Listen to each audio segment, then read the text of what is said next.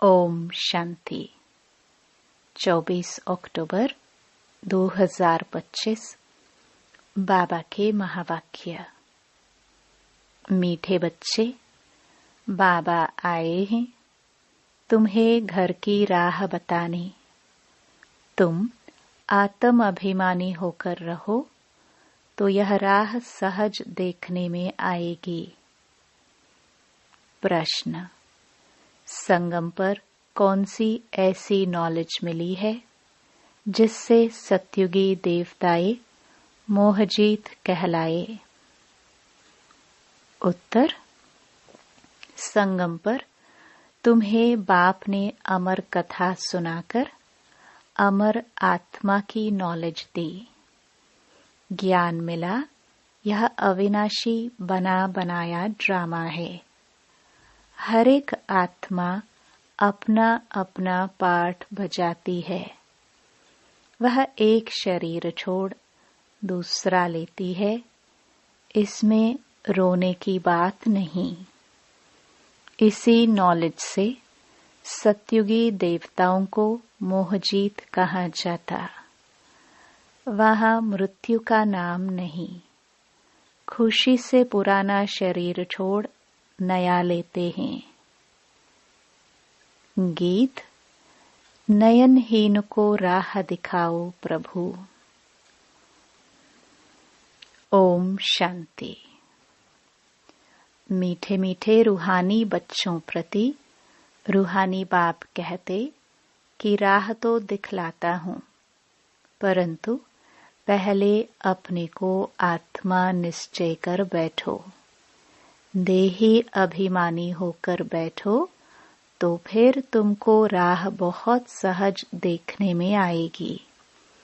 भक्ति मार्ग में आधा कल्प ठोकरे खाई है। भक्ति मार्ग की अथाह सामग्री है। अब बाप ने समझाया है, बेहद का बाप एक ही है। बाप कहते हैं, तुमको रास्ता बता रहा हूँ। दुनिया को यह भी पता नहीं कौन सा रास्ता बताते हैं। मुक्ति जीवन मुक्ति, गति सदगति का। मुक्ति कहा जाता है शांति धाम को। आत्मा शरीर बिगर कुछ भी बोल नहीं सकती। कर्मेंद्रियों द्वारा ही आवाज होता है। मुख से आवाज होता है। मुख न हो तो आवाज कहाँ से आएगा? आत्मा को यह कर्मेंद्रिय मिली है कर्म करने के लिए। रावण राज्य में तुम विकर्म करते हो। यह विकर्म छीछी कर्म हो जाते हैं। सतयुग में रावण ही नहीं तो कर्म अकर्म हो जाते हैं। वहाँ 5 विकार होते नहीं। उसको कहा जाता है स्वर्ग। भारतवासी स्वर्गवासी थे, अब फिर कहेंगे नरकवासी। विषय वैतरणी नदी में गोता खाते रहते हैं। सब एक दो को दुख देते रहते हैं। अब कहते हैं, बाबा ऐसी जगह ले चलो जहाँ दुख का नाम ना हो। वह तो भारत जब स्वर्ग था तब दुख का नाम नहीं था। स्वर्ग से नरक में आए हैं, अब फिर स्वर्ग में जाना है। यह खेल है। बाप ही बच्चों को बैठ समझाते हैं। सच्चा सच्चा सत्संग यह है। तुम यहाँ सत बाप को याद करते हो, वही ऊंच ते ऊंच भगवान है। वह है रचता, उनसे वर्षा मिलता है। बाप ही बच्चों को वर्षा देंगे। हद का बाप होते हुए भी फिर याद करते हैं, हे भगवान, हे परमपिता परमात्मा, रहम करो। भक्ति मार्ग में धक्के खाते खाते हैरान हो गए हैं। कहते हैं, हे बाबा, हमको सुख शांति का वर्षा दो। यह तो बाप ही दे सकते हैं, सो भी 21 जन्म के लिए हिसाब करना चाहिए। सतयुग में जब इनका राज्य था तो जरूर थोड़े मनुष्य होंगे। एक धर्म था, एक ही राजाई थी। उनको कहा जाता है स्वर्ग, सुखधाम। नई दुनिया को कहा जाता है सतो प्रधान, पुरानी को तमो प्रधान कहेंगे। हर एक चीज पहले सतो प्रधान, फिर सतो रजो तमो में आती है।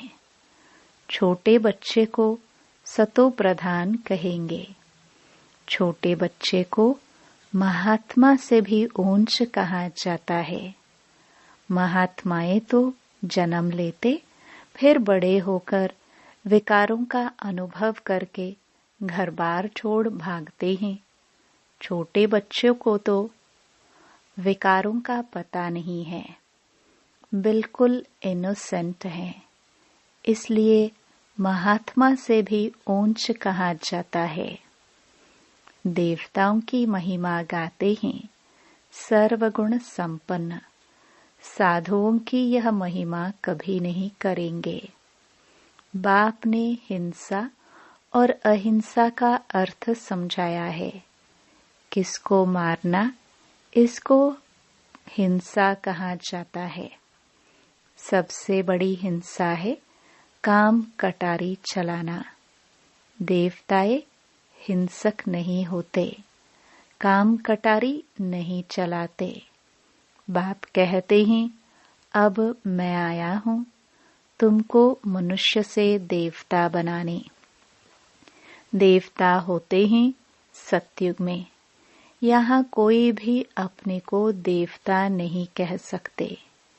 समझते हैं हम नीच पापी विकारी हैं, फिर अपने को देवता कैसे कहेंगे?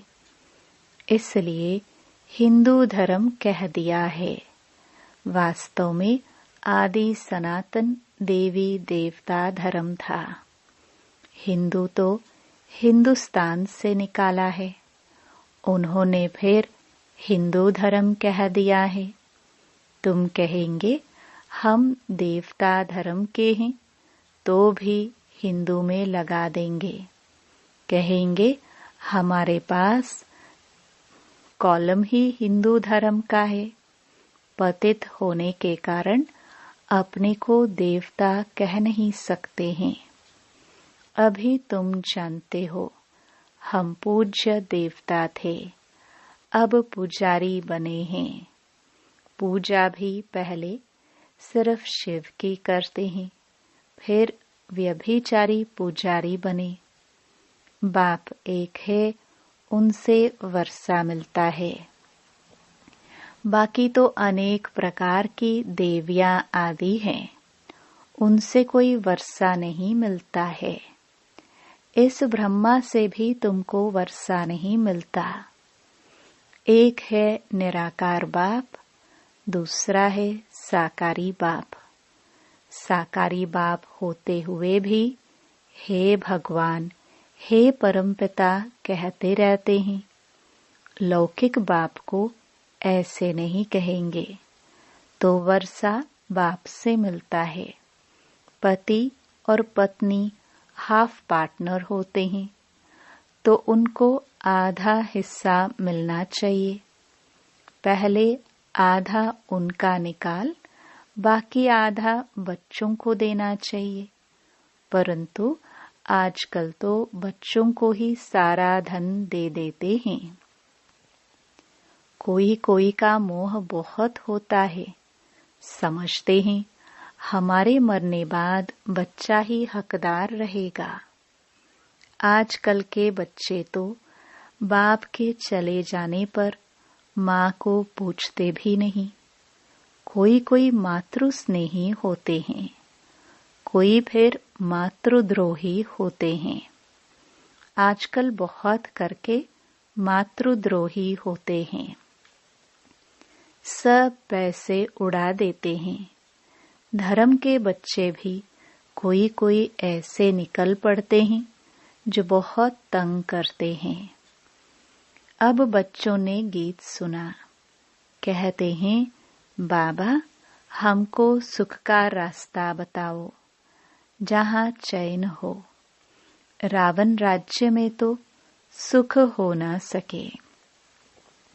भक्ति मार्ग में तो इतना भी नहीं समझते कि शिव अलग है, शंकर अलग है।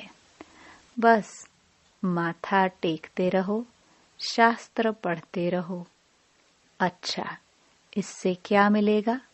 कुछ भी पता नहीं। सर्व के लिए शांति और सुख का दाता तो एक ही बाप है। सतयुग में सुख भी है तो शांति भी है। भारत में सुख शांति थी, अब नहीं है। इसलिए भक्ति करते दर दर धक्के खाते रहते हैं। अभी तुम जानते हो, शांति धाम सुख धाम में ले जाने वाला एक ही बाप है। बाबा हम सिर्फ आपको ही याद करेंगे, आपसे ही वर्षा लेंगे। बाप कहते हैं, देह सहित देह के सर्व संबंधों को भूल जाना है। एक बाप को याद करना है। आत्मा को यहाँ ही पवित्र बनना है। याद नहीं करेंगे तो फिर सजाएं खानी पड़ेंगी। पद भी भ्रष्ट हो जाएगा। इसलिए बाप कहते हैं, याद की मेहनत करो। आत्माओं को समझाते हैं। और कोई भी सत्संग आदि ऐसा नहीं होगा जहाँ ऐसे कहे, हे रूहानी बच्चों। यह है रूहानी ज्ञान जो रूहानी बाप से ही बच्चों को मिलता है। रूह अर्थात निराकार। शिव भी निराकार है ना। तुम्हारी आत्मा भी बिंदी है, बहुत छोटी। उनको कोई देख न सके सिवाय दिव्य दृष्टि के। दिव्य दृष्टि बाप ही देते हैं। भगत बैठ हनुमान, गणेश आदि की पूजा करते हैं। अब उनका साक्षात्कार कैसे हो? बाप कहते हैं, दिव्य दृष्टि दाता तो मैं ही हूँ। जो बहुत भक्ति करते हैं तो फिर मैं ही उनको साक्षात्कार कराता हूँ। परंतु इससे फायदा कुछ भी नहीं, सिर्फ खुश हो जाते हैं। पाप तो फिर भी करते हैं, मिलता कुछ भी नहीं। पढ़ाई बिगर कुछ बन थोड़े सकेंगे। देवताएं सर्वगुण संपन्न है, तुम भी ऐसे बनो ना। बाकी तो वह है सब भक्ति मार्ग का साक्षात्कार। सचमुच श्री कृष्ण से झूलो, स्वर्ग में उनके साथ रहो। वह तो पढ़ाई पर है। जितना श्रीमत पर चलेंगे उतना ऊंच पद पाएंगे। श्रीमत भगवान की गाई हुई है। श्री कृष्ण की श्रीमत नहीं कहेंगे। परमपिता परमात्मा की श्रीमत से श्री कृष्ण की आत्मा ने यह पद पाया है। तुम्हारी आत्मा भी देवता धर्म में थी, अर्थात श्री कृष्ण के घराने में थी। भारतवासियों को यह पता नहीं है कि राधे कृष्ण आपस में क्या लगते थे। दोनों ही अलग अलग राजाई के थे। फिर स्वयंवरवाद लक्ष्मी नारायण बनते हैं। ये सब बातें बाप ही आकर समझाते हैं। अब तुम पढ़ते ही हो स्वर्ग का प्रिंस प्रिंसेस बनने के लिए। प्रिंस प्रिंसेस का जब स्वयंवर होता है तब फिर नाम बदलता है। तो बाप बच्चों को ऐसा देवता बनाते हैं। अगर बाप की श्रीमत पर चलेंगे तो तुम हो मुख वंशावली, वह है खुख वंशावली। वह ब्राह्मण लोग हथियाला बांधते हैं काम चिता पर बिठाने का। अभी तुम सच्ची सच्ची ब्राह्मणियां काम चिता से उतार ज्ञान चिता पर बिठाने हथियाला बांधते हो, तो वह छोड़ना पड़े। यहाँ के बच्चे तो लड़ते झगड़ते पैसा भी सारा बर्बाद करते हैं। आजकल दुनिया में बहुत गंद है। सबसे गंदी बीमारी है बायोस्कोप। अच्छे बच्चे भी बायोस्कोप में जाने से खराब हो पड़ते हैं। इसलिए बीके को बायोस्कोप में जाना मना है। हाँ, जो मजबूत हैं उनको बाबा कहते हैं वहां भी तुम सर्विस करो, उनको समझाओ। यह तो है हद का बायोस्कोप। एक बेहद का बायोस्कोप भी है। बेहद के बायोस्कोप से ही फिर यह हद के झूठे बायोस्कोप निकले हैं। अभी तुम बच्चों को बाप ने समझाया है मूल वतन जहाँ सभी आत्माएं रहती हैं, फिर बीच में है सूक्ष्म वतन। यह है साकार वतन। खेल सारा यहाँ चलता है। यह सृष्टि चक्र ही रहता है। तुम ब्राह्मण बच्चों को ही स्वदर्शन चक्रधारी बनना है, देवताओं को नहीं। परंतु ब्राह्मणों को यह अलंकार नहीं देते हैं क्योंकि पुरुषार्थी हैं। आज अच्छे चल रहे हैं, कल गिर पड़ते हैं, इसलिए देवताओं को दे देते हैं। श्री कृष्ण के लिए दिखाते हैं स्वदर्शन चक्र से अकासुर बकासुर आदि को मारा। अब उनको तो अहिंसा परमो धर्म कहा जाता है। फिर हिंसा कैसे करेंगे? ये सब है भक्ति मार्ग की सामग्री। जहाँ जाओ शिव का लिंग ही होगा। सिर्फ नाम कितने अलग अलग रख दिए हैं। मिट्टी की देवियां कितनी बनाते हैं, श्रृंगार करते हैं, हजारों रुपया खर्च करते हैं। उत्पत्ति की फिर पूजा करेंगे, पालना कर फिर जाए डुबोते हैं। कितना खर्चा करते हैं गुड़ियों की पूजा में, मिला तो कुछ भी नहीं। बाप समझाते हैं यह सब पैसे बर्बाद करने की भक्ति है। सीढ़ी उतरते ही आए हैं, बाप आते हैं तो सबकी चढ़ती कला होती है। सबको शांति धाम सुख धाम में ले जाते हैं। पैसे बर्बाद करने की बात नहीं। फिर भक्ति मार्ग में तुम पैसे बर्बाद करते करते इंसॉल्वेंट बन गए हो। सॉल्वेंट इंसॉल्वेंट बनने की कथा बाप बैठ समझाते हैं। तुम इन लक्ष्मी नारायण की डायनास्टी के थे ना। अब तुमको नर से नारायण बनने की शिक्षा बाप देते हैं। वो लोग तीजरी की कथा अमर कथा सुनाते हैं।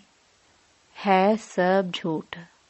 तीजरी की कथा तो यह है जिससे आत्मा का ज्ञान का तीसरा नेत्र मिलता है। सारा चक्र बुद्धि में आ जाता है। तुमको ज्ञान का तीसरा नेत्र मिल रहा है। अमर कथा भी सुन रहे हो। अमर बाबा तुमको कथा सुना रहे हैं।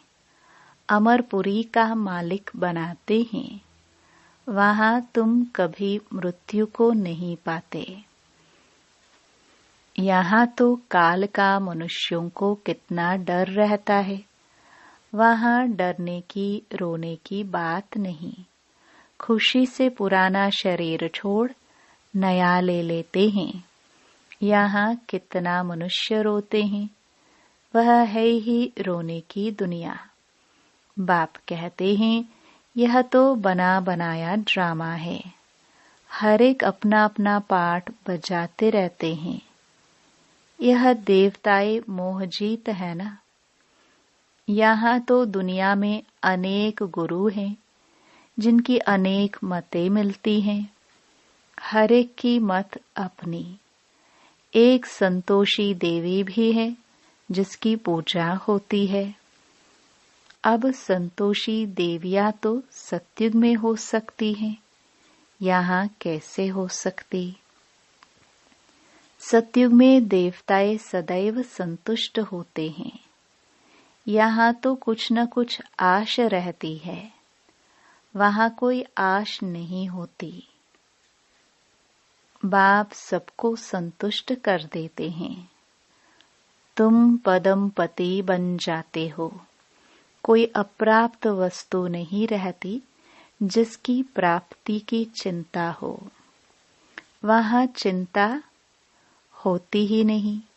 बाप कहते हैं सर्व का सद्गति दाता तो मैं ही हूँ। तुम बच्चों को 21 जन्म के लिए खुशी ही खुशी देते हैं। ऐसे बाप को याद भी करना चाहिए। याद से ही तुम्हारे पाप भस्म होंगे और तुम सतो प्रधान बन जाएंगे। यह समझने की बातें हैं। जितना औरों को जास्ती समझाएंगे उतना प्रजा बनती जाएगी और ऊंच पद पाएंगे।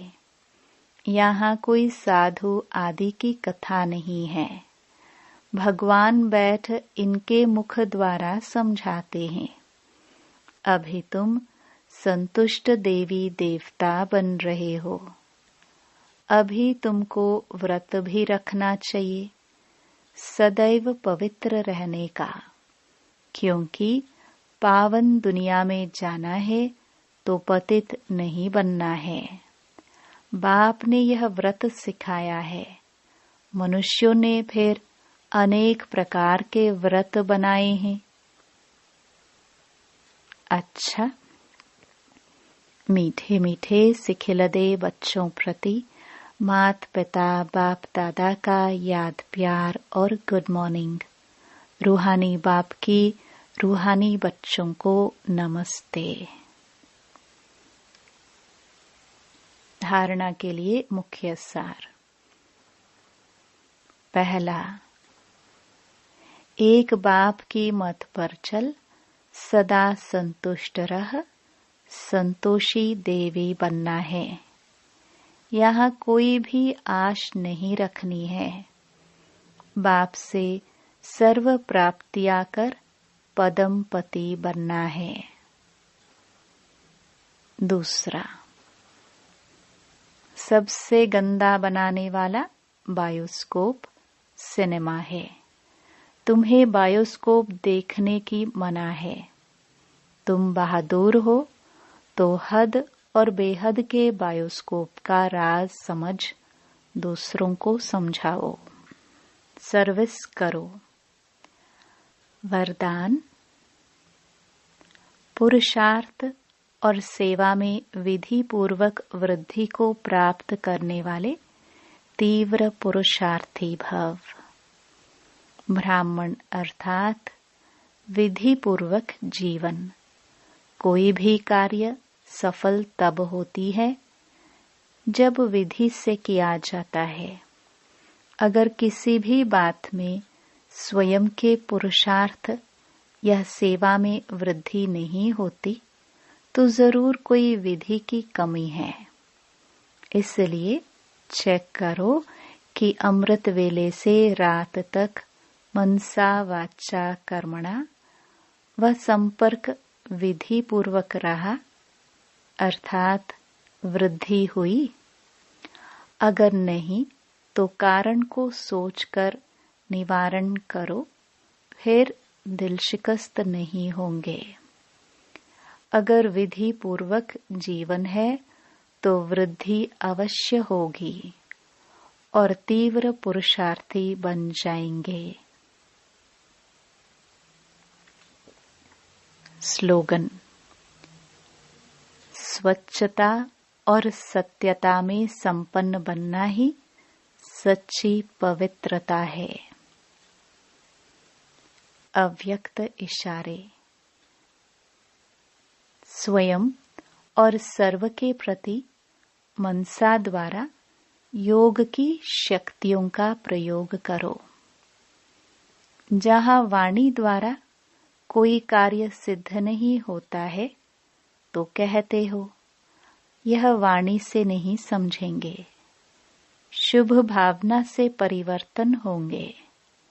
जहाँ वाणी कार्य को सफल नहीं कर सकती, वहाँ साइलेंस की शक्ति का साधन शुभ संकल्प, शुभ भावना, नयनों की भाषा द्वारा रहम और स्नेह की अनुभूति कार्य सिद्ध कर सकती है।